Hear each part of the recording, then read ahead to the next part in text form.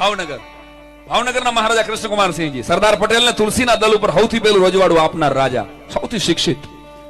1961 ની સાલમાં બ્રાઝિલથી સીડ નામનો ધોળિયો આવે, એનો એક ભાઈબંધ મહેમાન, અને એમ પૂછે કે મહારાજા મને કોઈ એવી ગિફ્ટ આપો કે મારો દેશ તમને યાદ કરે. હોનું આપશો, પોખરાજ આપશો કે નંગ આપશો તો ભૂલાઈ જશે.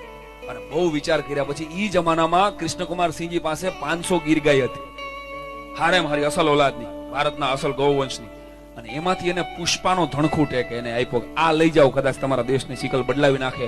10,000 રૂપિયા ચેકમાં લખ્યા કે તમે ભરી લ્યો. ત્યારે 10,000 રૂપિયા ડરતા ડરતા સીડે લખ્યા. ઈ 200 રૂપિયા ગીર ગાયની ત્યારે કિંમત હતી સાહેબ, અને 10,000 રૂપિયા એટલે 18 કરોડ થાય.